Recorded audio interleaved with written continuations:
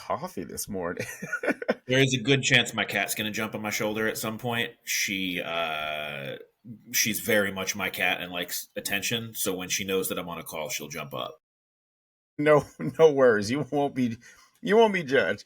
And I rarely use the video footage. I want to start using it for promos, but if it happens, then that'll be magical. So hello, beautiful people in your spirit, and welcome back to another episode of Day Talks with Friends, formerly known as Peace Talk. And that's what we've been doing this entire eighth season. We've just been talking to incredible people. And my next guest is someone I met at the beginning of this year, which is really cool because I don't know where you were, and maybe you'll talk about it, but my 2025 was a really important uh, chapter to my comedy career because of honestly what happened last year, and there was a lot of obstacles, and so I needed this year to start off a certain way, and it sort of did. Um, Before I get super far, let me allow you to go ahead and introduce yourself and share anything about yourself that you want people to know about. Yeah, I'm Dan West, Army veteran comedian that plays heavy into a lot of what I do on stage. So I remember I did a show for the troops and they didn't know that I was a veteran. And so at first they thought I was making fun of them. So now I try to lead with that. Like, no, this is coming from camaraderie and love, not me making fun of you. So I get that out of the way right up top now. How soon? well, well, two questions. How long have you been doing comedy, and how soon did you make that pivot when you realized? Let me make sure I establish. Hey, I'm one of you guys. Like, how soon after did you learn that? So I've been taking things seriously for about 12 years now. My first open mic was almost exactly 17 years ago. Good Lord. But I've been taking it seriously, doing more than just like hitting one mic every 3 weeks or so for about 12 years. I was living out in the Bay in California and started doing more shows, started writing more, and then I moved out here to really to Indiana of all places. I left California, moved to Indiana to make it, uh, but it to really drive at that road comic thing, and so I've been taking it seriously for that 12 years now. Are you originally from Georgia, like Atlanta, Georgia? No, so I have always moved around a lot. Even as a kid, I was born in Milwaukee and then moved to Iowa for my stepmom's grad school, then moved to Illinois for my dad's job, uh, and then joined the army and moved around a bunch. So I moved to Indiana 11 years ago for a job that fell through. And Sorry. then I was no, it's good that it did. But then I was engaged to a girl, so I stayed, and then that also fell through. But I went to school and got a job down in Atlanta. Uh, and I was in Atlanta for 2 years, and I loved the food, I loved the weather, uh, but I did not love the cost of living. And as a road comic with no connections in that part of the country, I was also still driving back up here most weekends. And so I ended up buying a house back in Indiana, of all places. And I've been back up here for a minute now. Let me there's two places I want to go. I want to go back to that you said 12 years when you started taking it serious. Like what changed in your either life or career that made you feel that way? Because I can relate, and I think a lot of comedians can relate, or maybe just artists in general, where you're doing something and something clicks where you're like, I want to, I'm a little bit more serious, I'm a little bit more passionate, and your life changes. So what was that thing for you? Well, it's twofold. One, there was like a moment where I started writing more honest stories about myself instead of making up jokes. Um, so I started being more honest on stage, started being more of who I actually am.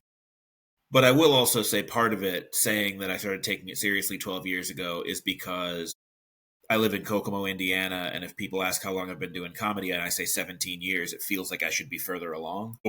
So part of it is there was a real difference to the way I approached comedy. I was writing more and I was being more authentic. But also part of it is just that, oh God, it's been almost 2 decades. I need to stop telling people that while we're in a bowling alley bar in northern Minnesota. That was the show that we met earlier Yes. earlier this Yes. year, and I honestly thought we had done a gig before, but we and to be honest with you, it was I don't know if I have the right adjective for it. Like it some so let me go into this space and obviously be a little bit cautious of what I'm saying, but uh sometimes comics get booked through an agency, and Yes. the agency that we both got booked through is a bar agency where they find bars all over the country, and sometimes it's places that have been doing comedy that has established it in the area, and sometimes it's the very first time they are trying it. And we were blessed to have one of those. This is the very first time they were doing it. Coincidental, they also had, I think, two other comedy shows happening that same night, Yeah, this was and a we town of like 2,500 people, and somehow there were two other road comedy shows at other bars within a 10-minute drive. It was bizarre. and there was a bowling alley, and I believe I've performed at in my career. I'm assuming I'm gonna go ahead and throw out a number, probably a half dozen times that I performed at a bowling alley. But this one actually had like a little entertainment room. Yes, it was better than most in that regard. Like, what has it been like for you as a road comic? Because and I want to talk specifically about this year, because when we met, and that was early in January, we become friends on Facebook, and so you can see, what each other is doing, and you've just been all over. How has 2025 been for you on the road? This is going to sound like a gratitude bit or something, but it's not. It's completely honest. This is the first year that I am coming to the end of the year not wanting to quit comedy. Just every single year I get to December and I'm just like, I'm panicked about what's coming in January. I don't have gigs booked yet. Like there's just like a hard stop date on my calendar of December 31st and nobody's booked me for January yet. And it's cold and I hate being cold. And you're doing these drives for hours. Like that show we did in northern Minnesota, my car died the next day. My starter died at a gas station.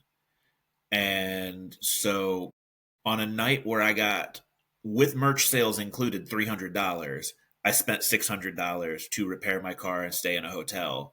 So, like, comedy, being on stage is the reward, and every other part of comedy sucks so much sometimes. Not always, or we would never do this, but sometimes it can just be awful. So, that is how, like, I was starting to thaw from that mindset for the year when we met. But 2025 has been absolutely phenomenal for me. I've worked more and I've worked better. I've gotten into multiple festivals. I've gone to new states. I've uh, made new friends, made new connections, worked new venues. And like in October of this year, I booked out dates for January and February of next year. So, like, what I'm doing, I don't even know if I'm doing anything different, but it's working. The connections that I have made and the effort that I'm putting in is starting to pay off in a way that it has not in previous years. 2025 has been very, very good to me. I absolutely love hearing that, and kudos to you, because this business is brutal, and I don't know if I've actually spent enough time on the pod talking about that darker side. It's glamour, like comedy is glamorized, or live entertainment is, and there's a lot of shitty parts or shitty Yeah, elements to this business, and sometimes it's as different as the people. Like there are absolutely. some there's some terrible people that are gatekeepers, or that really ruins it for everyone else. When you say, hey, this is one of those years where I didn't feel like I wanted to quit, has it is does it revolve solely around being booked, or is there other elements to it? Because and maybe I'll have you elaborate on this as well. I've been thinking about, I've been going back to something where, and this is something else I want to ask you about, but I've been going back to a time where I've had to start over in this, but where I've had to start over in this business. And it's happened several different times. Most recently, it was last year, but even before then, there was COVID. And I saw on your Facebook that you were featured in your local newspaper during 2020. For you, when it comes to like maybe wanting to quit, or like why do I keep doing this? What other things is it based off of, and do you feel like you have to constantly either talk yourself into it or start over in a way? So the bookings are definitely part of it, but it's not just the number of bookings, it's the quality of the bookings. Because I'm at a point now where I am lucky, blessed, whatever you want to call it, enough that I can turn work down if it's not worth it.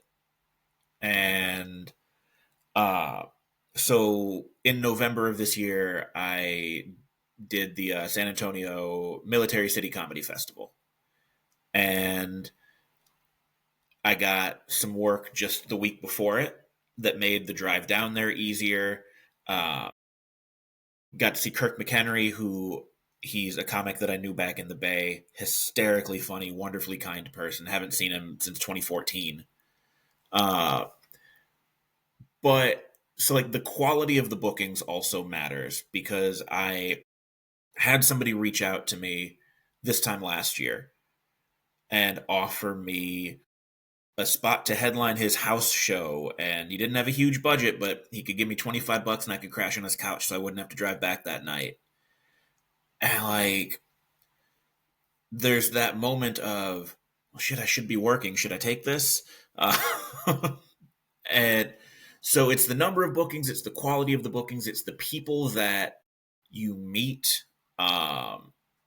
The like I did a show a few years ago where the crowd was okay with there being a heckler just because they were that angry there was a show happening. And like they wanted to see not just me, but the other comics on the show getting punished for interrupting their night. And those shows are like, I remember I've told this story tons before, but there was I did a charity event 3 years in a row, raising money for a college fund in honor of a soldier who was killed in Afghanistan. His family started a college fund because he had been a troubled kid and the army saved his life, and they wanted to give opportunities to save the lives of other kids that needed just a little bit of help. And so for 3 years, I did this charity event. And the first year was incredible. The second year was decent. And then the third year, the bar they had done it the previous 2 years got shut down. So they found a new bar. And what this event was, it was an hour of comedy, and I brought an opener with me, and then a pinup contest that I would MC, and then live music after that. And so I get there for the third year, and there's a band playing beforehand, which you know is terrible for comedy. Like people are used to dancing, they're used to singing along. All of a sudden, it's shut up now, listen to me tell you about my ex-wife. So comedy is supposed to start at 6:30, and the pinup contest is supposed to start at 8, and that way there's a little bit of an intermission that I can, go to the bathroom, grab a beer, step outside, smoke a jazz cigarette. And so there's a band that is on stage at 6:20, and I say to the bookers, like, hey, just like what, and they said, oh, they're locals, they really just wanted to be a part of this, and there wasn't a way to put them at the end. I said, okay, well, are they going to be done soon? And they said, yeah, totally, they'll be done soon. They didn't get off stage until 7:40. Like they just kept playing. And the bookers were like, well, we can't just go up there. I was like, yeah, you can. Like, I can't, because like then I look like the asshole. The crowd sees me being the asshole, and I like, but like you are the bookers. They are doing this for free, which means that like you can kick them off. The girls, 5 of the girls that are supposed to be on this pageant dip out. They're like, look, we were supposed to be on starting at 8. If there's going to be comedy, like, we got to get back to our kids. We got to get back to our lives. Like, we can't keep doing this. So there were 9 girls. There are now 4. There are prizes for the top 3. I drove 3 hours to be there. I'm in a garbage hotel 45 minutes away. So my opener goes on is Tyson Cox. He's been my friend for a long time. He used to be my roommate. He's very, very funny. And he's struggling on stage because there's no winning in this situation. There is about 50 people in the bar, 6 are paying attention. All of them have been drinking for like 5 hours. It is just the least ideal situation in the world. So Tyson bombs, but like, I don't even know if you can call that a bomb because there's nothing he could have done. And he comes off, he brings me on, and I bomb just as bad. Like, I'm like, there is nothing that you can do at that point.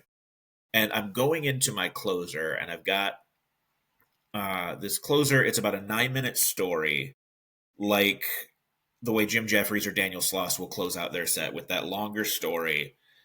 And I'm 7 minutes in, and this much older guy from the back says, "Shut the fuck up and play some music." And I try to laugh it off. I'm like, oh, haha, I hope he's driving, whatever.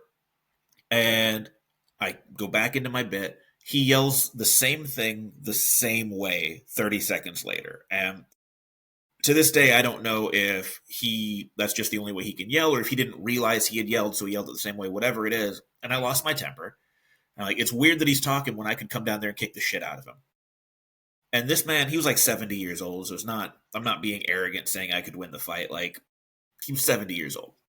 He gets up and starts rushing the stage, and someone guides him out. I finish my set. I arrogantly tried to sell t-shirts. It didn't work. And then I did the pinup contest, and now I was also doing this for free. There were prizes for the top 3 girls. They managed to secure another couple $100 to give a prize to the 4th place girl too, so that there wasn't only one girl not getting a prize. And like, I get that, but also you can pay me if you can find money that quickly.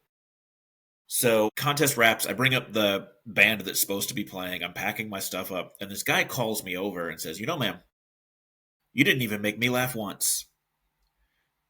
And then I got in my car and I drove the 45 minutes to the hotel in the rain, and I didn't even turn the radio on. Like, I just sat there in my car in silence, miserable, for 45 minutes, and then drove back to whatever extended stay motel that Ignite Hospitality had put me in.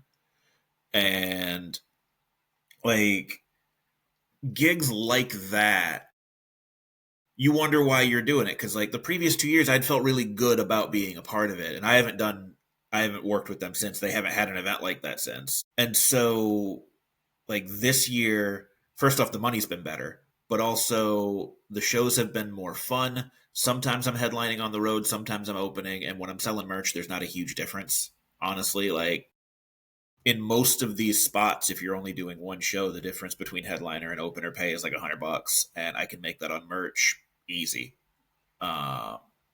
So I don't mind opening. Opening is the best job in comedy. Like, the feature spot is the best job in comedy. Like, a club feature, you've got it made. You go on for 30 minutes.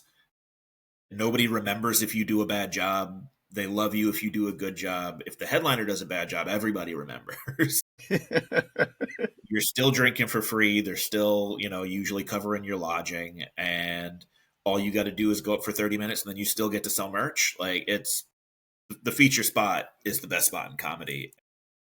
So I don't mind doing it, but the gigs have been better. The money's been better. And just, I'm going cooler places. I got to spend a long weekend out in Wyoming in the Badlands in South Dakota. So I hit a bunch of national parks, and like, so just every part of comedy that can suck has been better this year. And there have been some bad ones, but overall it's been a very net positive. I absolutely love hearing that. Something that I keep seeing a lot on Facebook is, and maybe it's just that time of the year, Like, what advice would you give to a new comic, or what advice would you give to someone that's just getting into comedy? But I want to extend that to someone that's been doing it for, over 15 years. Is there a major difference between the advice you would give to, say, someone that was just starting and someone that's been at it for 15 years plus? Yes, so much. There's some that's the same. There's some that's the same, and then there's some that's different. First and foremost, get off the internet. Like, I'm have trying not to laugh as much because sometimes the audio overlaps. So I'm no purposely worries. trying to be quiet, but I 100% agree. Like, just the egos in this business, and I am as guilty of it as anybody else. I am better now than I used to be at. I'll start typing something up and then go, you know what? This isn't helping. Like, before every single encounter on social media where someone is saying something that makes you mad, stop and ask yourself, what does a win look like here? Like, what will it take to make me feel good about this encounter? And if that is incredibly unlikely to happen, walk away from that encounter. Like, the advice for the long-term comic is not everybody is a fan worth having. So, you don't have to smile and nod through disrespect, through hate, but you also don't have to buck up and fight to defend yourself. You can just disengage. You can walk away. You can block. You don't have to block. You can just stop having the conversation. Because at the end of the day, a lot of these fights are about convincing them that you're wrong and they should like you. And not everyone should like you. Like, that's the 15-year comic. Like, not everybody is a fan worth having. So it is okay to not engage with people who, if you met them at a show, you'd be fine with them not liking you. That is brilliantly said. Uh, Damn, we're almost out of time. These conversations go so fast, but this it's been some really great content here. I always like talking to you, man. There is, I just got two things left, but the major thing is, I think it's crazy to not talk about you being you were in the army, correct? I was, yes.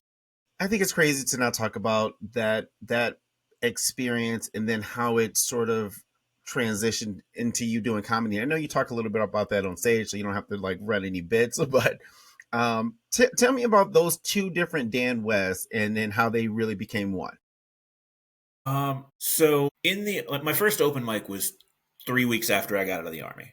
I was designated driver. A buddy of mine that I was in high school with was hitting an open mic, and so we were walking back to the car, and I told him just some super dark army stories, and he laughed his ass off because we're broken people.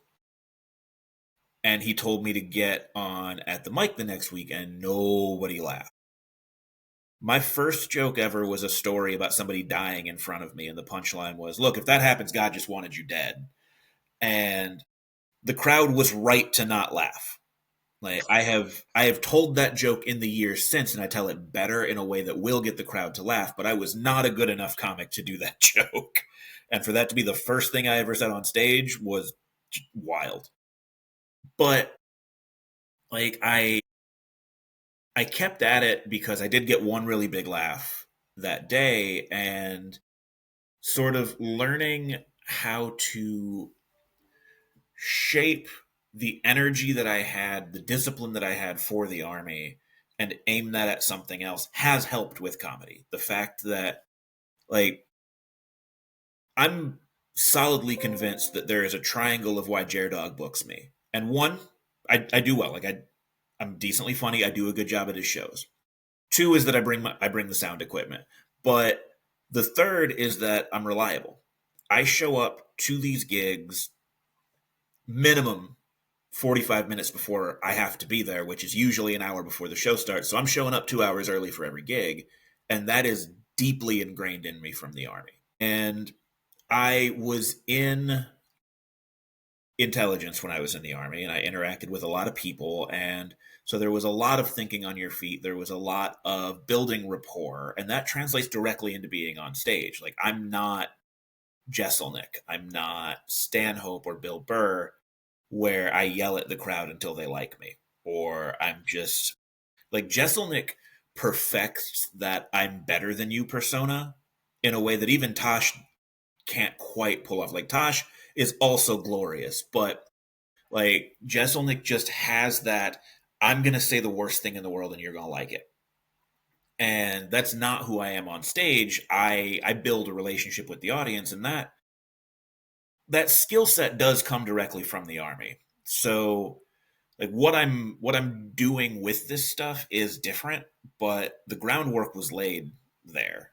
And so there's definitely two different people, who I was and who I am, but there's a very clear through line that when you think about it makes sense, but you don't necessarily think about it right away. I've had a couple of comedians on the.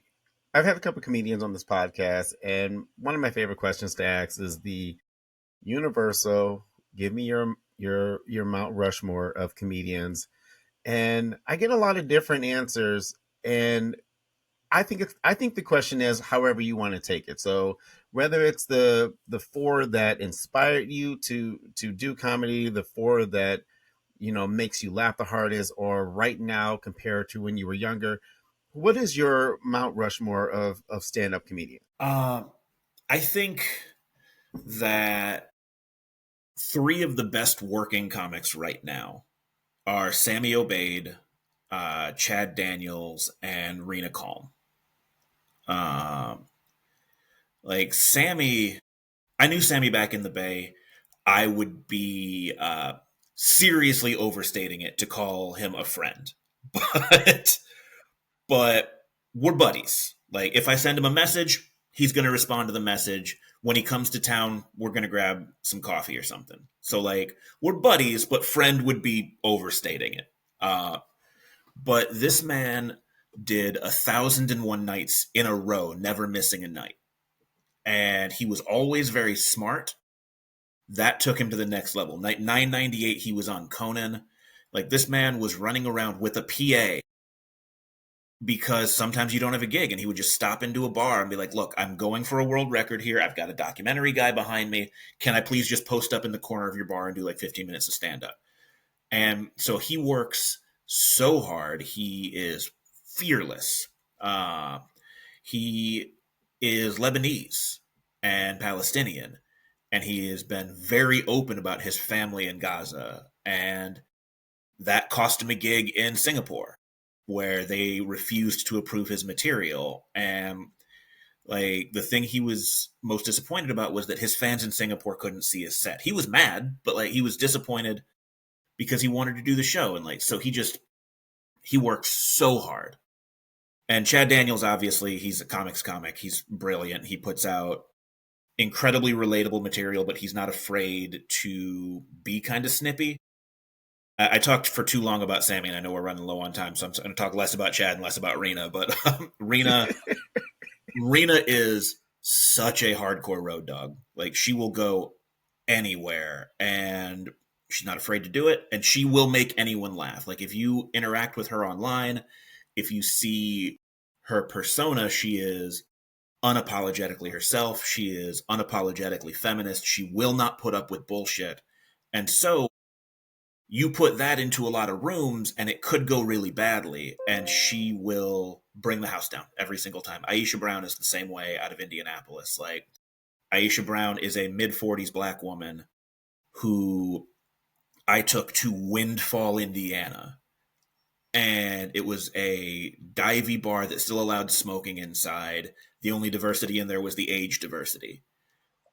And she crushed. Like just there's phenomenal comedians. I love Birbiglia. That is the style that I try to emulate. But though, oh, you gonna play an Aisha clip? I didn't know the sound was on, so I pulled her up and I wanted to see if I recognized her, and then instantly one of her clips started playing. So I like that she recognized the voice instantly. She a couple of years back won Indiana's Funniest at the Helium Chain, and like just those four comics are some of the hardest working today, and what they are doing is smart and it's clever and it's brave, and I love the hell out of it. Like I could only hope to do what they are doing, all four of them. This so we're in December. You got a big gig coming up, and I want to give you an opportunity to plug that. Yeah, so on the 19th and 20th of December, I will be at Comic Sense in Boulder, Colorado. I was telling you before we got on that Chris Shaw introduced me to the club owner. Chris Shaw is the first comic ever took me on the road. I told you, I'll tell everybody, I'll go to war for that man. He has been so good to me and also just a good friend. And he set me up with the owner who is putting me on as MC. He already had the headliner and the feature booked, but it's a club that pays the MCs, and that is wild to me, and I'm very grateful. So even if you can't make it out the 19th and 20th, support a venue that pays its MCs. And yeah, it's Boulder, Colorado. It's going to be a really good time. I got a couple of Army friends and a couple of friends from high school that live in that area. So I'm gonna be in a great mood and just ready to party. Listen, I appreciate you making time, Dan. This has been a really fun. I really feel like not only did I get to learn some things, but I got to know you a little bit better. So again, I appreciate you making time and being a part of the pod. And here's to another incredible year. I hope 2026 is even bigger and better for you than And for you, 2025. man. And for you.